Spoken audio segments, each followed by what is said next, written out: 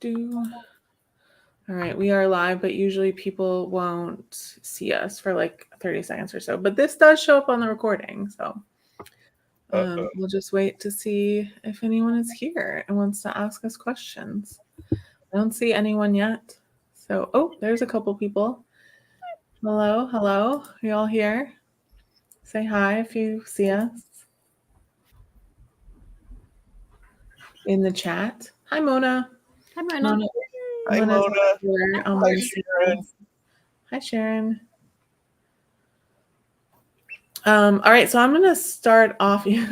Oh yeah, you said a reminder, Sharon. You told me that on Twitter. I'm gonna start off by asking us all to introduce ourselves. Just say like your name, a little bit about you, and what genres you represent and stuff. So I'll start. I am Sarah, and I represent middle grade and young adult fiction, as well as adult science fiction, fantasy, and romance, and adult nonfiction. And I'm currently closed to queries. I closed day before yesterday, and I don't know when I will reopen, but whenever I feel like I have everything else under control and I've been able to get through fulls that I requested a while ago. Jacqui, you want to go next? We'll just go around. Hi, I'm Jacqui. I run the adult department at Tobias, but I also do some work in the children's side with a heavy emphasis actually on nonfiction, both adult and children's, middle grade and YA. And I do nonfiction picture books as well, very selectively. I also in both the YA middle grade and adult spaces really like murder mysteries and thrillers. I think it goes for all of us to say we all like uplifting historically underrepresented voices, and that's a very important thing for all of us. I'm also the resident attorney legal consultant, so I'm always, if people have copyright, trademark, defamation, contract questions, please throw them at me, because I make it my mission in life to empower creative artists to understand how legal stuff works. So if anyone has legal questions, feel free to share them. And shall I just pass it on to someone like Anne? Hi, I'm Anne. What am I supposed to do? Because I was actually retweeting when you said we were supposed to do. Can you just introduce yourself? Introduce yourself and what you do. Oh, okay. What do I do? Okay, I'm Anne Rose, and I work with middle grade, young adult, and adult writers. I work with Jacqui in the adult department, but I also have an extensive kidlit list that I'm always, looking for awesome authors for. Yeah, I do a little bit of everything. So ask me whatever you want. I don't know. I haven't had dinner. I'm hungry. Lane, your turn. Hello, I am Lane. I do horror and serious nonfiction. I'm technically closed to queries. I promised my assistant I would, but I have massive FOMO, so I am technically always open to submissions. And, I do thrillers, and I represent some romance. I have a very eclectic list. I don't do kidlit, but I represent horror that has YA protagonists. FYI. I mean, you make it sound like it's a bad thing, Lane. Like, YA horror is a cool thing. Like, just it is very cool. I represent numerous YA horror. I am Lane, and I represent YA horror because you. I do. Diana Rodriguez Wallach. We just sold 2 more books to Delacourt. Suzanne Young, her In Nightfall came out a few months ago, and we optioned it off to a film company, a big one. So fingers crossed. And I'm not on camera, so you can't see my fingers crossed. Lane is in self-denial. So if y'all want to drop questions in the chat, we won't have anything to talk about if you don't ask questions. I mean, we will, but it may just not be useful to you. And I should say too, Sarah did, but the rest of us didn't say well, I didn't say that I am usually open to queries. I'm closed at the moment just to catch up, and I've set a date of January 20th to reopen. And I'm actually doing pretty well getting through the queries, so I think I'll probably hit that date. I didn't mention mine either. I am currently closed to queries. I still have 250 in my inbox that I need to go through, and a plethora of fulls that I still need to read and respond to.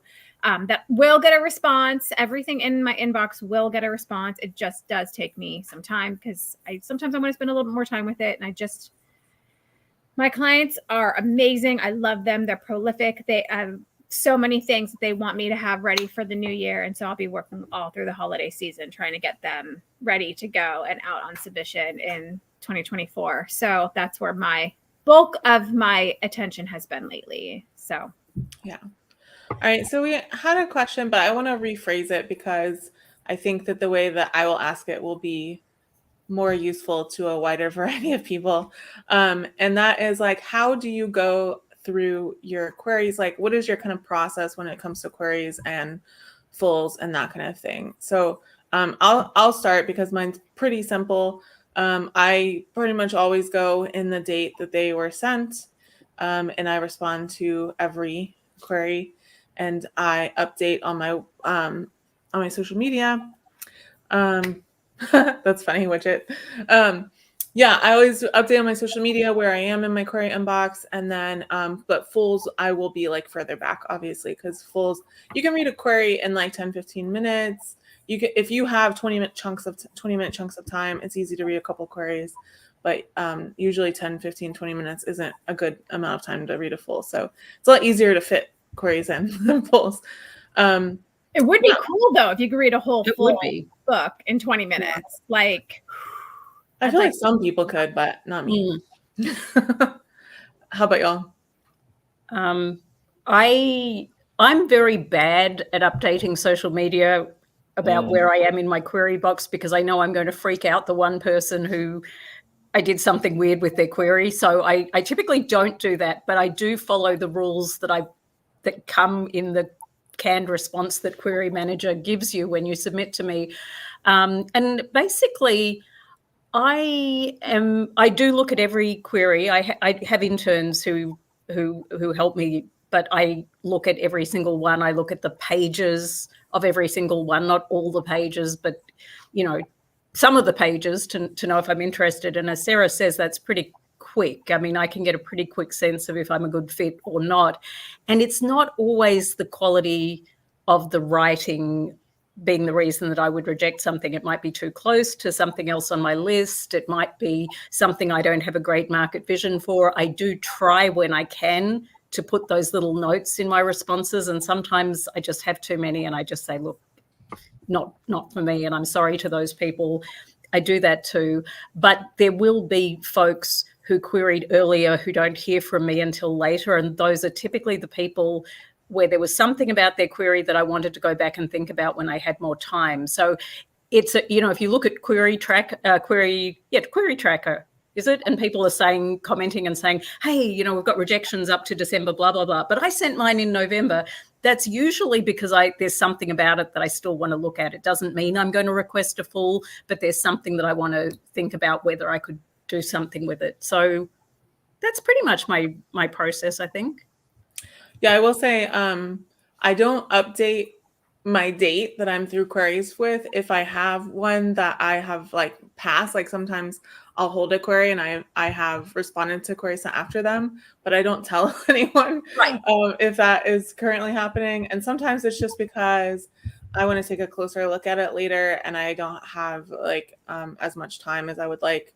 Because if I read the full, like everything that's been submitted, that obviously takes a little bit longer.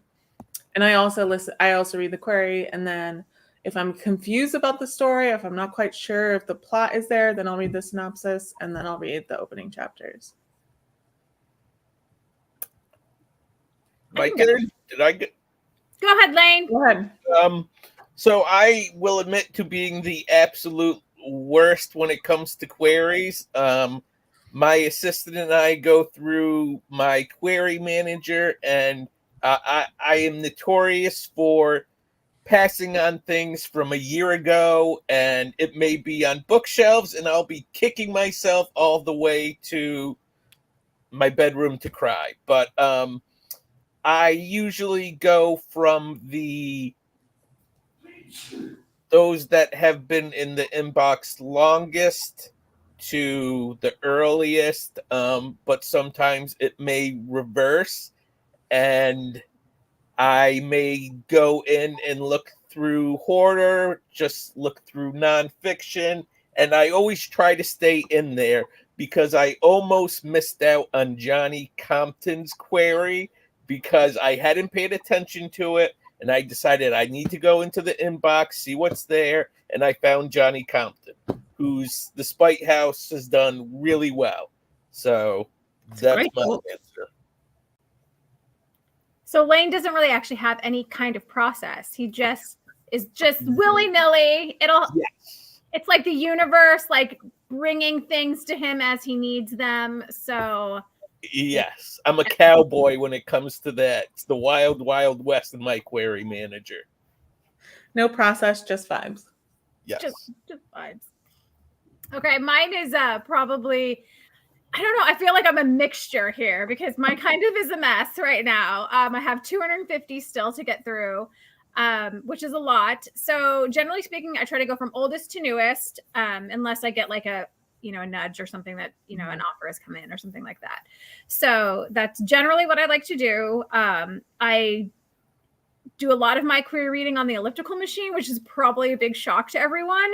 So it's like my first pass is like on the elliptical where I'll read the query, I read the synopsis, and then I go to the pages. So yes, I am that weirdo that reads your synopsis. I 100% read all of them.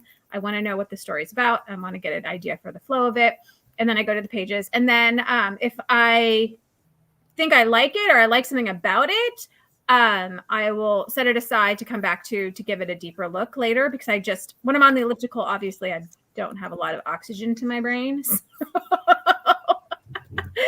I just, I feel like I should give it a little bit more attention than just like giving it that tertiary glance on my elliptical machine. So if you haven't heard from me in like 6 months, it's likely because it's in my maybe pile and I just want to get back to it. And I just haven't had a chance to, because I'm still trying to get through all the other ones that are in there that need a quick response. So I don't know. That's my semi process. All right. Mona asked, do you share queries at your agency? Yes.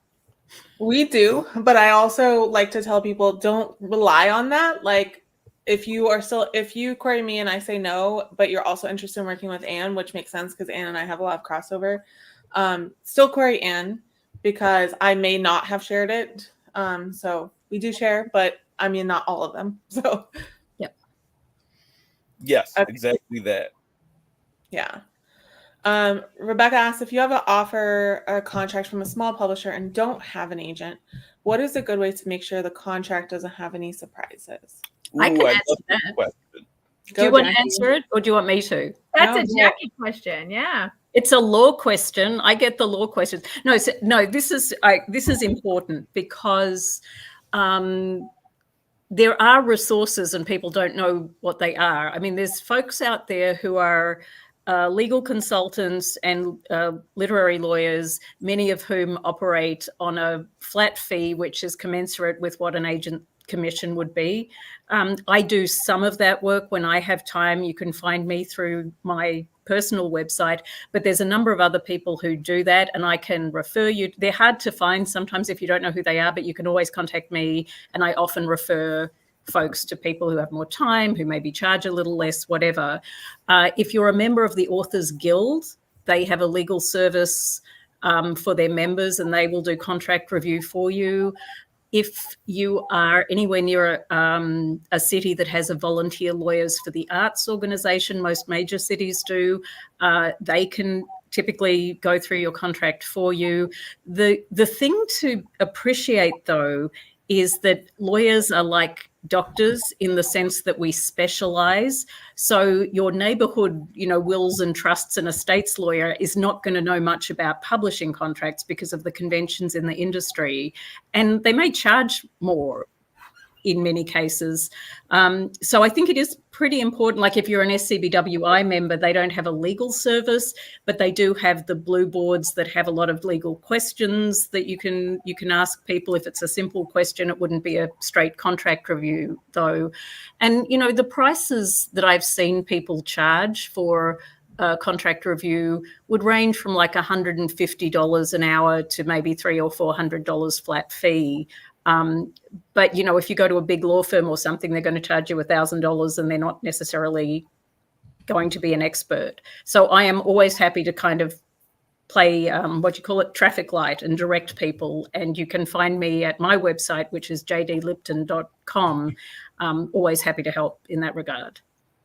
And put Jacqui's website in the chat. And then also I should mention one of my fellow mentees at the AALA mentorship program this year also does contract reviews, and their name is Rebecca Matt. So I'm gonna put that in there.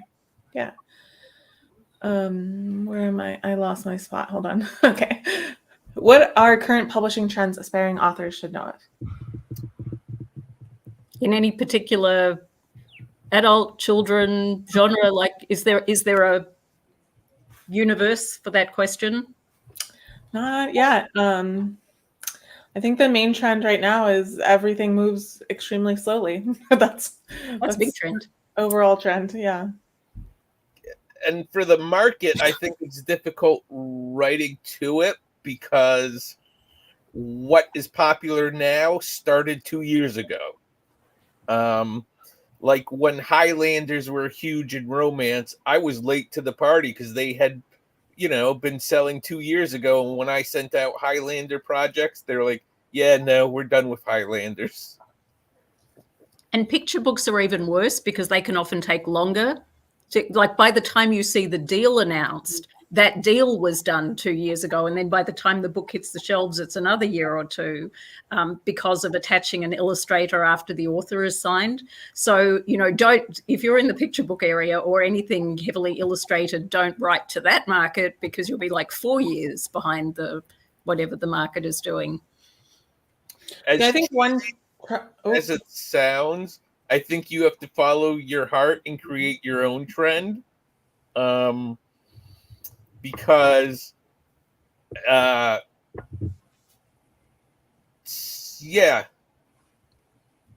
Yeah, I think there are like trends that are short-lived and then there are trends that are longer-lived. And I think one that I see that I think is going to be longer-lived, which was not the case when I started writing, like you had sci-fi fantasy publishers and then you had not sci-fi fantasy publishers.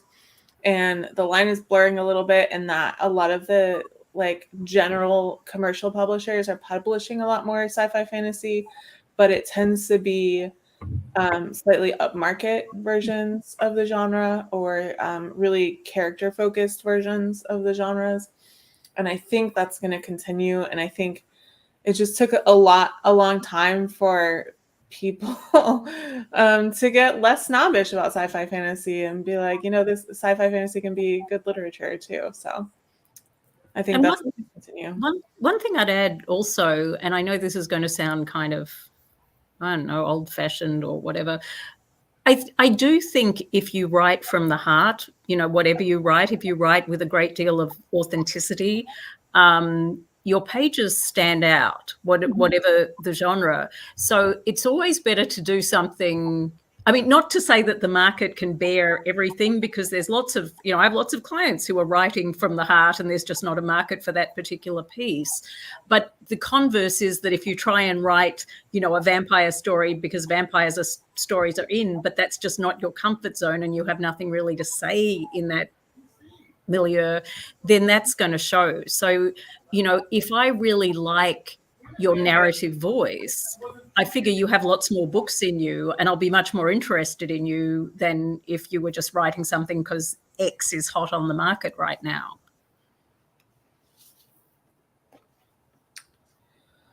All right.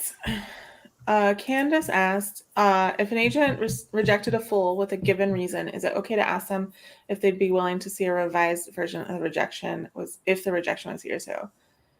So for me, this is actually on my FAQ. I have a website that has like all of the instructions for submitting to me, and a whole bunch of FAQ. And it specifically says if you've revised, feel free to resubmit. Just maybe let me know that it's a revision, so I don't just think you're submitting the same manuscript over, which happens a lot. So it's easy for us to assume that. Yeah, I'm the same. Yeah, I also I'll look at something again. I just like a little blurb in there about, what changes you have made. I think that's really helpful. Same here. And like Sarah said, people do submit the same project over and over within weeks of each other. So it's important to let us know it's been some time and you've revised it.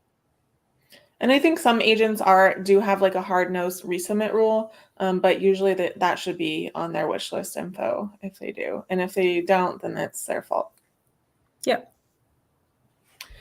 All right. Do any of you do partial requests? I do not. I don't either. And I think it's trending towards people not doing partial requests. Interesting. I do partial requests. Oh, okay. Interesting. I do partial requests first when I'm, and then if I'm interested beyond that, if I want to keep reading, then I will request the full. I'm old-fashioned. I'm a weirdo, I guess, maybe. Well, it's funny, Lane, because when I talk about this, I say I think partial requests are kind of like a little bit of a leftover from when you sent paper queries, and usually you didn't get that many pages if you got any pages at all in that initial query. And so partials were popular then because the agent hadn't read some or a lot, and it's cheaper to send a partial than it is to send a full. But I've also heard some agents say that they request partials because they feel like it's not a promise. Like some people feel like a full request is like a promise of something. Yes. I see that on Twitter a lot. People saying full requests, celebrating full requests. So I always feel like if I only request a partial, I'm not giving false hopes. I don't know if I'm overthinking it or if I'm an old fuddy-duddy, but that's the way my old man brain works. Yeah. I think a lot of agents I'm seeing are doing full requests only. And part of that too is just like storage is cheaper, like your email can hold multiple full books. But yeah, if they do request a partial, then they usually will request a full and then offer based on the full. That's the way it goes. All right. Would you ask what issues do you see in queries or pages that turn you off from what otherwise might be a good submission? Anne. Yeah. I know what you're going to say. What am I going to say? Tell me. Your pet peeve. Yes. Which one? Waking up in the morning. All the different ways you can wake up in the morning. All the different ways you can start a book with a character waking up basically ruins it. Yes. Any character waking up ruins a submission for me. And I'm sorry, it just does. I just can't get past it. I just actually turned on a movie tonight, and what do you think it started with? No. It started with the character waking up. Like it's just so overdone that I'm just like, oh. So yeah, that the character waking up will ruin it for me. And I know what Jacqui's is. I know you know. Let's everyone know. My similar one is I hate it. I don't enjoy it when a manuscript starts with a weather report, when it's, no matter how interesting the weather and the setting are, partly because I guess I like character-driven stories and I really right up front want to know the character. And also just because of what Anne said, it's really overdone. And I remember being at an SCBWI conference in LA one year, one of the big conferences, and everyone was doing, the worst opening lines of story. It was a joke contest. And one of them that I don't know if they won or not, but their opening line was, "But it really was a dark and stormy night." And I thought, yeah, that's brilliant. But no, don't give me a weather report. I'm with Jacqui 1000%. That's exactly what I was going to say. So for queries, one problem that I see often that makes me not very excited to continue is if it seems like the main character isn't driving their own story forward. Some queries can be written in such a way that everything happens to the main character and the main character is forced to do everything and they don't actually make a decision according to the query. So that's one of my like, oh, I don't know about this. And then when it comes to the pages, one thing that turns me off very early on is in unintentional passive writing. I think intentional passive writing can be like very powerful if done well, but unintentional passive writing and going along with that is the use of very weak verbs. So if the first 5 verbs in your first paragraph are is or was, that's a big red flag for me. That just means the writing isn't going to be very strong going forward. I think one more thing too in part of the submission package is if you have a synopsis and the synopsis doesn't give us a clear ending of the story, I think that always is a little bit of a, but does it actually have an ending, or are you just trying to not tell us the ending, or what's happening here? So that's not always super exciting. And if I could say one more thing just about query letters, I'm sorry, I had a kitten I had to let in. Your query letter, you want it to say a little bit about you, a little bit about the book, and a little bit about the market, basically the hook, the book, and the cook. One thing that I usually when I get to the pages, they're problematic, is where the query letter is all about the writer and the writer's inspiration and why the writer wanted to write. Yes, I want a line about who you are and why you wrote the story, but if you don't tell me anything about the story because you're busy telling me all about why you wrote it, I'm getting the pages and I don't know what it is. And think about that. Yeah, I think when it's obvious to me that someone hasn't just even Googled like how to write a query letter, I do have a link that I send. I have like a special, oh my God, what are they called? Form rejection that has info about query letters. But I think that's more like a 101 level. I feel like if you're asking that question, you already know like what a query letter is supposed to look like. Right. But yeah, and I mean, it can be, sometimes it's just like, oh, I've seen this story 100 times today. And if the writing isn't immediately drawing me in, then it's like, why is it different from every other one that I've seen like that? That's another problem that can happen. All right. If an author gets a revise and resubmit from another agent, do you prefer an author withdraw their full and resubmit the new version to you? So what I've seen writers do that I like is they will just send me a message, because Query Tracker or Query Manager allows you to send a message that says, I'm doing a revise and resubmit based on another agent's feedback. Do you want me to send you the new one when it'll be available? Usually they give me a timeline for when they think it might be available.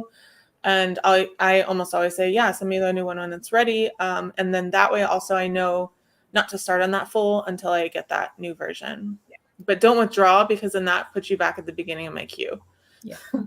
And the other thing is be careful. I don't know how many agents do this anymore, but sometimes agents will do an exclusive R&R with you where they've asked you just to send them the R&R based on their extensive notes that they sent to you. I personally never do that because I'm happy to give people my notes and they can do whatever they want with them. But if someone has made it clear that they want to work exclusively with you on the R&R, it's probably not that ethical to then send it to, you could tell other agents, hey, I'm doing an exclusive R&R with someone. Can I stay in your queue until I find out what happens? And that would be fine with me, but I don't want to tread on someone's toes.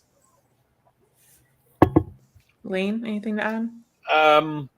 It's interesting because I get these a lot, and I think I'm a peculiar cat when it comes to this, because I don't want to wait for someone else's notes, and it also bums me out knowing this. So for me personally, I think I would rather not know and just keep me reading, and I think it's really just a personal preference. Has nothing to do with anything other than that. Yeah, I will say I have had, that is a danger, because I have had that experience where I've read like 60%, no, I've read a whole manuscript and I really liked it. And then someone did an R&R with an agent or an edit with an agent, and then I got the new manuscript and I did not like it at all. So that is also the danger. So make sure that the revision that you're doing feels very true to you and your story, and is really how you want your story, the direction you want your story to go in. Otherwise, you might be risking that. That's so true, and I didn't think of that, because what one person loves in your manuscript, someone else may absolutely hate, and like Sarah said, it's just risky. Yep. And I mean, you were the person, the author, who decided it was ready to send out in the first place. So the fact that an agent wanted you to revise it, doesn't mean they're objectively right. It just means that to work with that agent, that would be that agent's vision. And I know this is really hard for writers to get, and I'm a writer too, and it's really frustrating when you're getting different feedback from different people. But at the end of the day, it's your manuscript with your name on it, and you have to be comfortable with it. So you don't have to do R&R notes if you don't like them. And if you do them for one agent, don't forget what it was that made you send the piece out in the first place to the other agents. So I'm happy either way. Like, I'm very happy for you to tell me you're working on an R&R, and I'm happy to read the original version. I'm happy to read the revised version, but you make sure you're comfortable with what you're sending out. All right. I'm just going to answer this one real quick because it's a policy question. Do you also prefer that only one query be sent to only one agent at Tobias? We ask that only one query or be sent to only one agent at a time at Tobias. So once you get a pass from one of us, you can submit to another one. We're not a pass from one is a pass from all agency. Okay. For those of you at middle grade, including Lane. Nope. Are the changes in the industry, Goodreads removing the middle grade category, longer middle grade books, etc., impacting what you're looking for? If so, how? It doesn't affect me. It's not impacting me. No, I'm still looking for specific things, and I'll still champion specific stories. And so, no. Yeah, it hasn't changed what I'm looking for at all. I mean, I actually have heard a couple editors lately asking for shorter stories. So I think the middle grade like acceptable word count range is expanding, and it's not necessarily shifting longer. It's just growing. It's going like this instead of going like this. Okay. What is the middle grade voice? Anybody have any insight on that? I'm not sure I understand. I kind of understand the question, but I'm not sure I mean, I'm assuming this is an author who has received feedback saying this doesn't sound like a middle grade voice. I assume that makes sense. Yeah. So like for me, this is a really hard one to explain, but there's a difference between a book with a middle grade age protagonist with a middle-aged voice and a book that features a young protagonist not in a middle grade voice that would be like, an adult manuscript where the protagonist happens to be young. I think a lot of the difference for me is what I would call narrative distance. So a sort of a contemporary middle grade voice to me sounds more immediate and punchy, and an adult book with a middle grade age protagonist sounds a little bit more reflective, a little bit more, I don't want to say detached, but sort of more of the looking back perspective, than the punchy in the moment kind of voice. Is that helpful at all? Yeah, I think there's a wide range of middle grade voices, so that's why that's a hard question to answer. But on general, like the way to answer this question is to compare it to an adult or young adult voice. And in middle grade, we typically see less cynicism and more hopeful voices than we do see in the older stuff. And also a 12-year-old talking about how much they love The Cure. Like we see stuff like that all the time, and it's just not, sorry. Like, today's kids don't like the same music that you liked when you were kids, and that's okay. My nephew liked The Cure when he was 12 years old. but Yeah. But the way you can tell the way that it's written is it's not the person coming from the point of view of a 12-year-old who now likes The Cure. It's coming from the point of view of a person who liked The Cure when they were 12 years old. And those read very differently. Yeah. And the best way to learn it is to pick up books with young protagonists and read them, read mentor texts, pick up 5 middle grade books in different genres, you know, sci-fi, mystery, humor, contemporary.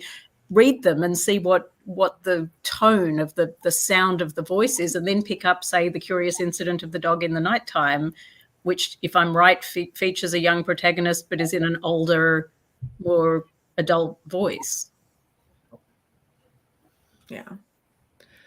All right. Let's talk about comps for a little bit. This is a very specific thing, but I think we should broaden this question as well to just talk about like what you like to see when it comes to comps.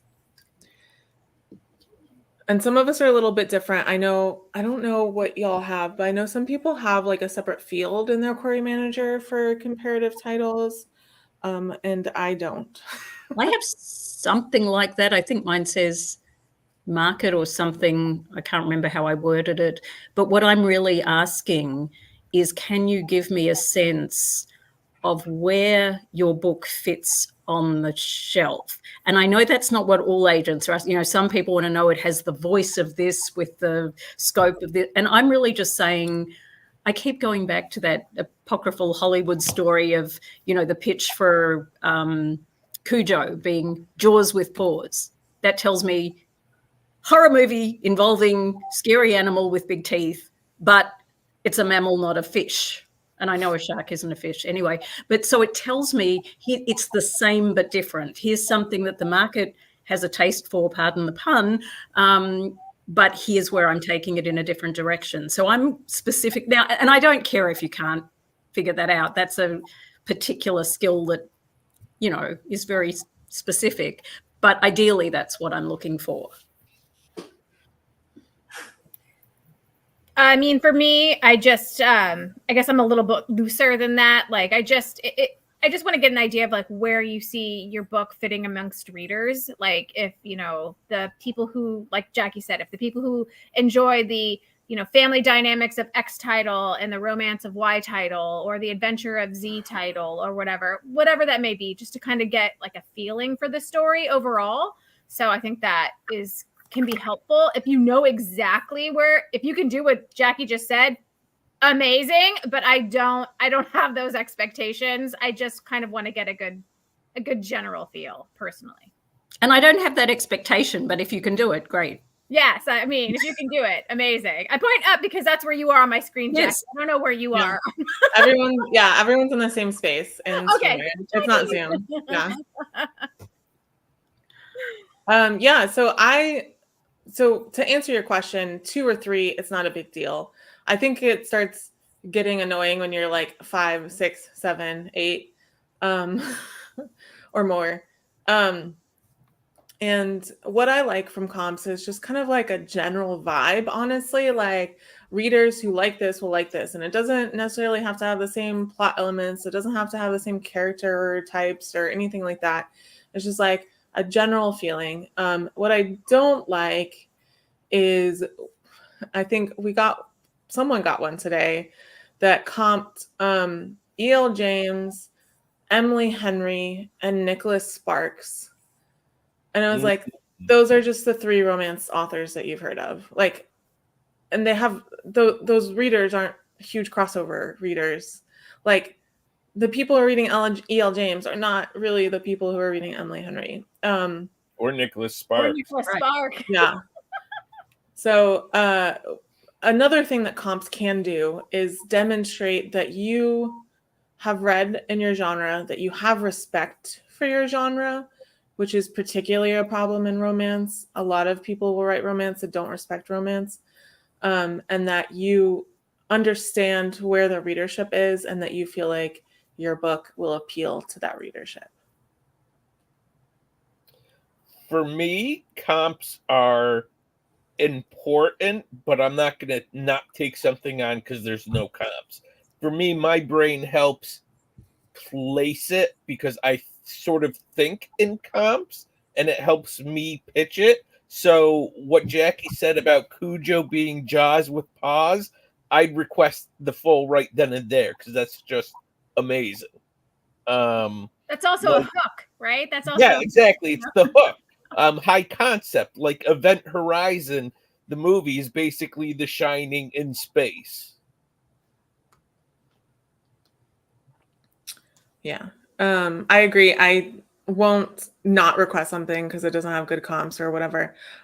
On the flip side, though, if someone I have on my wish list, I have what I call anti-comps. Like if you comp this, it's probably not for me. And it's not like that book is bad or whatever. It's literally just not for me. So for example, Game of Thrones, which is like one of the most successful series ever, but I am not interested in the politics. I do not care about the politics. I have a memory called Empire on my anti-comp list for the same reason. The politics bore me. I don't want them. But a lot of people do. And so sometimes when you comp something that is accurate, it can tell me that the book isn't for me. But that's not a negative because that means that I'm not the right agent for you, you know? And it's also important to actually do your research when you're comping something, because we get a lot of comps to Harry Potter or the Bible, surprisingly. Or I state in a bunch of places Frankenstein is my favorite book. So I get a lot of comps to Frankenstein, which is, for me, an automatic pass because you can't compare to the perfect book. Look at Anne's face. That was a good nugget to know. Like, yes, and I try to say that more often than not, but I still get a lot of comps for Frankenstein, and it's just it's doesn't work for me. I just want to point out Rachel's little image there of it's from Land Before Time. I love that movie. All right. Little yeah. Mona asks, how do you feel about protagonists asking themselves questions in their inner dialogue? I've heard some say it's a cop-out asking the reader to do the work. I agree with some for the most part. It can definitely read that way. And I feel like if you're doing it with intention and you understand why people don't like it, and you have decided that this is still the best way to do it for a specific reason, I think that's okay. But a lot of people do it just because they can't think of a better way to say those things. And it is, sorry, go ahead, Anne. No, go ahead. Well, it is also overdone. I mean, I read a lot of romance and I'm open to repping romance, although I think there are people else in the agency who are better. And it is kind of a thing that happens a lot in romance because a lot of it's written in the first person protagonist point of view. And the occasional sort of rhetorical question, like, why am I doing this? Why am I putting, no one's going to notice that. But when you have chunks, when you have paragraphs of, I think this, I feel that, why did I do, then it does come across as lazy because nothing's happening. The character's just sitting there asking themselves questions. So I think a little bit done sparingly in the right genre is okay. But I think if you're leaning on that as a crutch not to develop the scene, I'm very aware of it because I do it in my own writing. So it's something I'm very aware of. I think if it feels natural to the character, if they were going to ask themselves that question, like a lot of times you'll see, or I see people will have a character say, I wonder, and then whatever it is, I wonder if Tom wants to go to the bakery. It's like, does Tom want to go to the bakery? Like, just ask the question. It's the filtering that bothers me more so than the question. So like I just said, I wonder, you don't have to tell me that they're wondering it if you just have them wonder it because they're wondering it. Yeah, but sometimes I do feel like the better option is to not give that information in a completely different way, not having them wonder XYZ. Sometimes, I mean, yeah, I agree. But I think sometimes you can have it though as well. So it just depends, I think, on the. Like one of my clients, Ruby, one of the things that we worked on for her manuscript is she has one character with severe anxiety. It's a thread in the book. Thread. That's the book about embroidery magic. That was not on purpose. But yeah, it is a thread in the book. And So she asks a lot of questions because that's the way that the anxious brain often works, is they're constantly questioning themselves if they're doing the right thing, that kind of thing. But then we have there's a second POV, and we have that second character never ask themselves a question, just to create the contrast. All right. Candace asks, Lane's favorite question, should we include trigger warnings in the query or the start of the submission package? Yes, for me, absolutely, because I definitely have trigger warnings, things I don't want to read, abuse, animals getting hurt. And I think it's just polite because I have passed on queries to other agents who have been upset about things in the book that I didn't know were triggering. And if I had known, I wouldn't have done it. And so trigger warnings are a big yes from me. Yeah, there's a spot in my query manager for them. I specifically asked for them. And I'm weird. I don't really care because I'm so weird about what triggers me and I don't know. So I'm like, as long as the query letter says, like if a main part of the plot is, an abuse survivor or something, that's going to be in your description of the book. But when I personally get triggered, it's about weird little things, and then then it's going to be a pass for me. But it's not like, and that's just because I'm not the right agent for it. But I couldn't give you a list, so I don't really mind. And I think, that's just me personally. But I think, Anne, you have a trigger warning. No, you don't? Okay. I don't, but I don't mind getting content. I like to call them content, content warnings or whatever you want to, because what is upsetting to one might not be upsetting to all. So just, hey, in my book, I have these things, this type of content. Great. I'm open for it. If you provide it, awesome. If you don't, I have some flags already set up in my query manager to help me just know if certain keywords are being used in the query or the synopsis. So it kind of just gives me my own little content warning on it, just for my own knowledge. But I mean, I'm not going to be angry if you provide them. Yeah. In general, especially if you have some of the more common things that might be problems for people, such as sexual violence or harming of a child or harming of a pet, it's just good advice to put it at the end of your letter, is say content warnings for XYZ. You don't have to be like special about it, just like literally just plain black and white, list them out. And a little conversation about content warnings, because I think some people misunderstand what they do, right? So for most people, a content warning isn't going to be an automatic no. It's just the reader needs to make sure that if something might be triggering to them, that they are in a good headspace before reading it. So we're not saying like, tell us if you have violence so that we can reject you. Like that's not what a content warning's for. Okay. When you're reading a full, how far do you get on average? How far do you typically know that this is something you want to take an offer on? There's no average. Yeah, there's no average. If I just keep wanting to keep reading, if I have to know what happens. Yeah. I always advise our readers when they first start, read 50 pages before you give up on something. But that's just a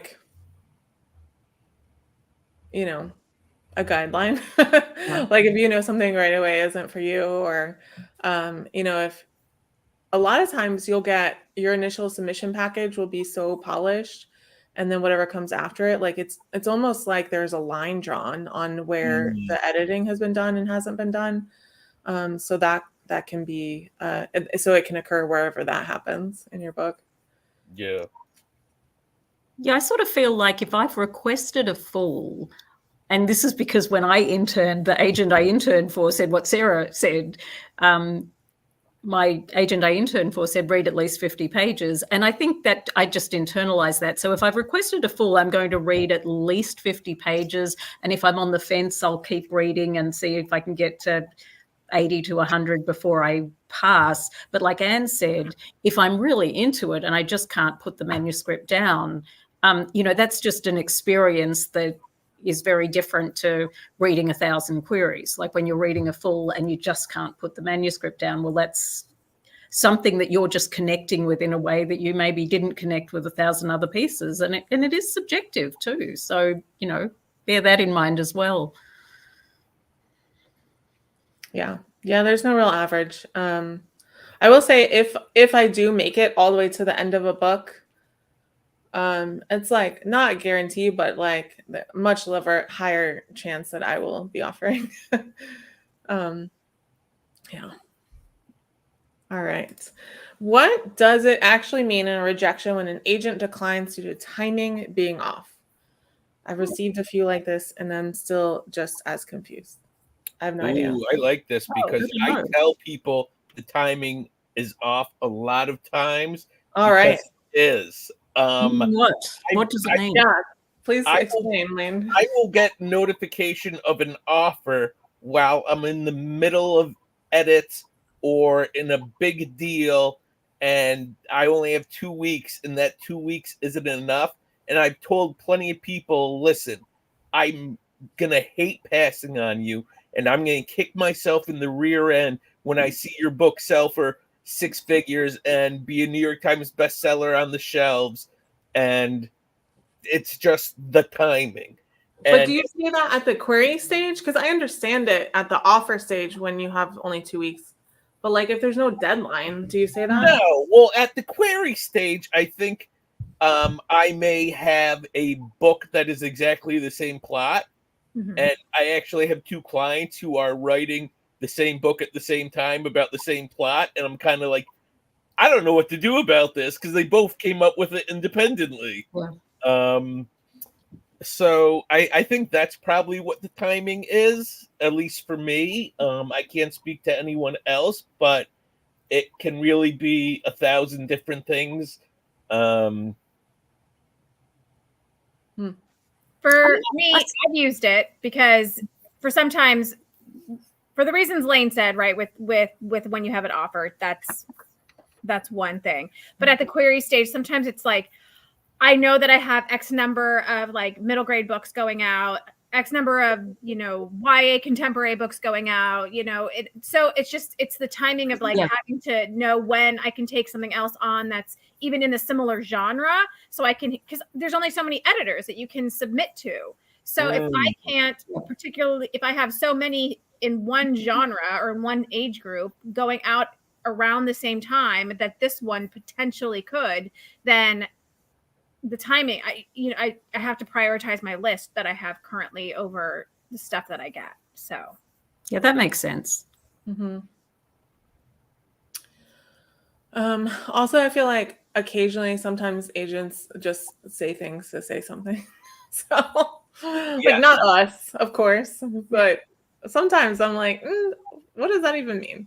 I've had to let wonderful projects go, like really excellent sounding projects, because the timing, just like I have to think about what is currently being written by my clients and what we're going to go out with, and can I fit this in with that? Sometimes the timing just is off.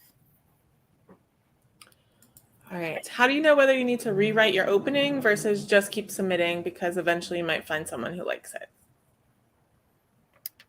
I mean, it depends, but I think that the advice here is that if you are just getting form rejections, generally speaking, you're either the query itself or the query and the opening just isn't working. So something between the two. If most of your submission packages are with pages, so I would try changing the query, see if that helps. If that doesn't help, then start looking at those opening pages. But if you're just getting forms for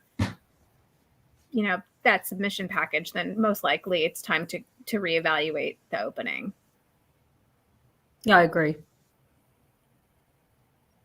I think also, critique partners can be a great help with this. And especially if you find critique partners who are like, this is great. That's nice for your, self-esteem, but they may not be giving you the best critique. So try to find critique partners who, you trust their opinion. One of my favorite ways to make sure that I trust someone's opinion, because it's so hard to know, like when they're critiquing you, it's so hard to separate yourself from it and be like, is this a good critique or is it not? So I love group critiques where you can see what they're saying about other people's works. And if you think that they have good feedback on those other people's works, then they probably have good feedback on yours. So that's a little trick that I learned to figure out who I should listen to the most. I think too, though, you can ask people who aren't critique partners, someone who knows nothing about your book. And if you can hand them the query letter and they read it, and you can say, okay, tell me what my story is about. And they can tell you what your story is about from just reading that letter, then you probably have a pretty solid query going in. But if they're like, yeah, I think there's a dog and maybe he becomes magical, I'm not sure, then, you have something that's not working. That's a great idea. And I wish I had thought of it when I was wanting to be a writer 30 years ago, before I learned I was a crappy writer. That is a great thing to do, and I think everyone should do it. All right, that is all the questions we have in the chat. So let us, you have about like 30 seconds to ask a question before we call it. I'll finish with this. I always like to finish this. Like if you have like a very specific piece of advice to give to querying and aspiring writers, what would it be? Ooh, keep writing. I think the difference between a published author and a not published author is often persistence. I mean, obviously some people just can't write, but I think if you do the work and hone your craft, it's all about the persistence. I like to offer the suggestion, kind of going with Sarah said with the critique partners, is to find your tribe, like trying to find your people, like try to find the people that you connect with, that can help you, that can support you, your family, however you want to say that, your group of people that you can trust. And instead of putting it out on main, like but I own the Sun, you can just put that to the group chat instead, and maybe have a conversation there instead of those kinds of things. So I think that's a good advice. Yeah. I mean, one thing I say a lot, but it does cut both ways. And it's just, because I've queried too. I think people stress out too much about the query letter.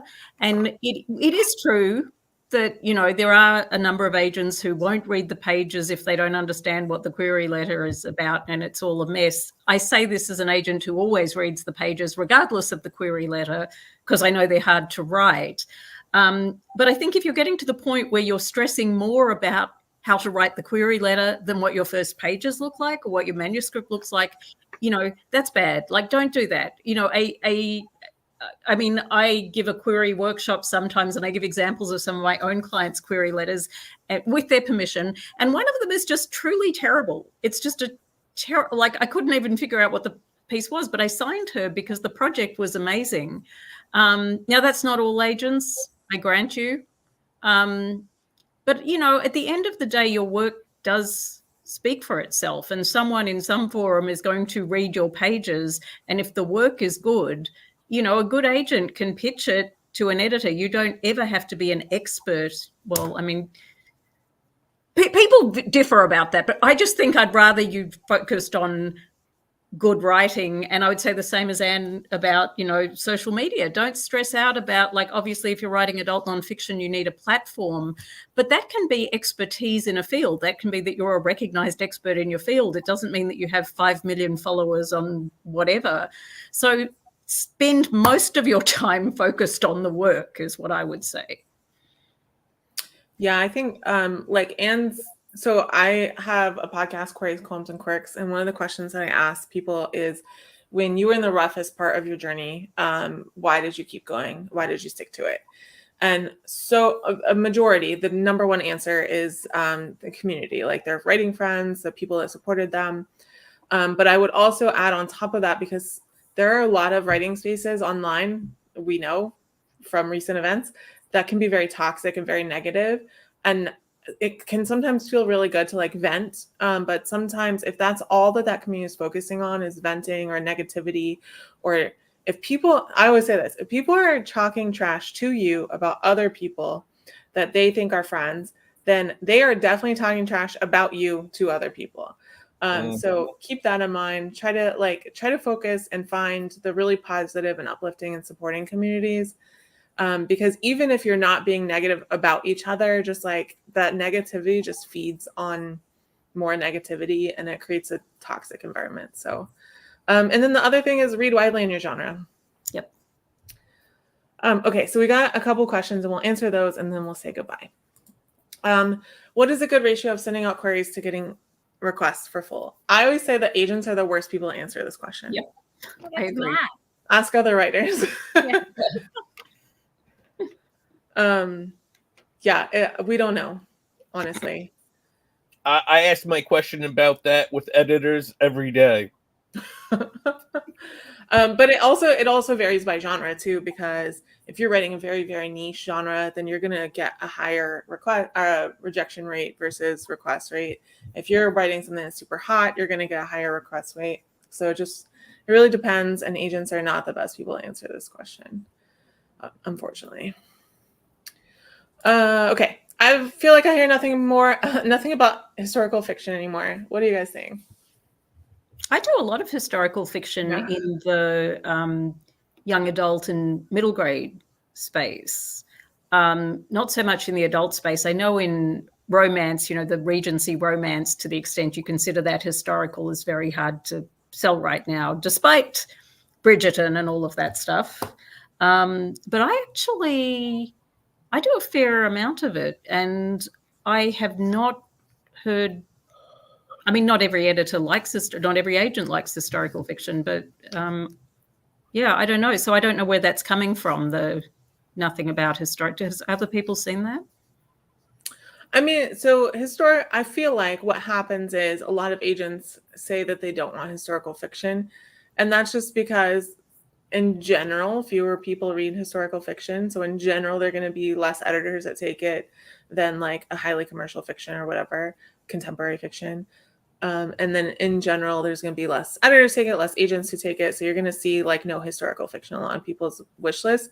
But I don't feel like that's because it's shrinking at all. I just think it's just a slightly smaller market in general. Like Lessons in Chemistry is historical fiction, and it's like a huge book right now. So, and I think it depends on the time period, because if you set your novel during the Roman Empire and are using modern words, it's a no-go. So I think it's something you really need to do well. And one of my clients, we sold her historical horror to Amistad. And she was very careful to use words appropriately, but did no other historical research, said, I don't want it to be about the history. It's not about the history. And I loved it. The editor loved it. They paid big bucks for it. And so historical fiction, I think, still sells. And I didn't even remember that this book was historical fiction until we started talking about it. Yeah, World War II historical fiction is rough. I feel like the publishing industry just like gorged themselves on World War II stories for decades. Yeah. And now it's like when you overeat and then you never want to see that food again. That's kind of where we are with World War II fiction. Yeah. All right. Well, thank you all so much for joining us. I'm going to ask each of the agents to promote something that they want to promote before we close out. So, Widget actually did mine already. So I host Write-In every Wednesday at 8 p.m. Eastern on this channel. So feel free to come join us. We do 20-minute writing sprints and then we chat, and it's like a great community. There are several of y'all, Mona and Widget, and I think Susan has come a couple times, and Sharon has come once or twice. So hopefully you'll join us. Jacqui? Does it have to be an actual thing? Like, I don't do anything like you do. Promote your book, Jacqui. Oh, okay. Yes, except well, I'll go and get a copy of my book while someone else promotes something, and then I can hold it up. Oh, there it is. Yes. So, okay, it is really important to me, as I said, that creative artists understand their legal rights and obligations. So I do a lot of free and low-cost webinars. It is the reason that I wrote this book, to summarize in simple, user-friendly terms, using pop culture examples, basically how a copyright works, how a contract with an agent works, how a contract with an editor works. And it was very, very important to me that the price point was affordable for writers. So I think it's like $22 soft copy and like 15 or 16 ebook on Amazon. And if you want to get a copy, get it from Amazon, because it takes longer to get it through other channels. I know this from doing workshops and trying to get books to show up. But my main message about legal issues, and it's on the first or second page of the book, is don't let the law be an excuse to procrastinate and not write the thing you want to write, because there's always some kind of workaround. And the whole point of this book and of presentations I give is to sort of give you a sense of, hey, you can figure that out with your agent or your lawyer or whatever. Write the thing you need to write. Oh, thank you, Susan. All right. Well, I have two, because I'm going to be whatever about this. So I have two. So first, I'm going to promote our Spread the Joy campaign. That is an agency initiative that we are doing, and it's on Twitter, Threads, Instagram, and Blue Sky. So come participate, enter to win free stuff, just because we want to spread the joy this holiday season. And then one just for me is that I actually have my first adult romance book coming out next year from Penguin Random House from Berkeley. And it is called The Seemingly Impossible Love Life of Amanda Dean. And if you would want to add it to your TBR list, then I would be forever grateful to you. It's a fantastic book. I'm reading it right now. It's laugh out loud funny. Thank you. I am going to promote something. Everyone should call this number, 502 755 6381, and tweet about it. Tag me and tag Jenny Kiefer. Yes, that's right, Sarah. That's the number. 502 755 6381, and let me know what you think. I haven't called it because someone said it's scary. It's not. No, it's not scary at all. Okay. Yeah, I haven't called it either because I thought it was scary too. No, I'm not into that. Yeah, I thought someone said that was scary. Okay. No, not at all. I mean, it's about a book, a fun book that everyone loves. And apparently there are ARCs being sold on eBay. Oh. Yeah. Widget. All right, let us know, Widget. Widget, let us know. All right, cool. Well, that's it. I hope we were helpful. We wanted to give you a little holiday gifts. So this is what we did. So thank y'all for coming. And everyone have a great holiday, end of the year. Happy New Year. And hopefully we'll see you on social medias on Wednesday, in our inboxes, all over the place. Bye, everyone. Have a good Bye. Bye. end of 2023.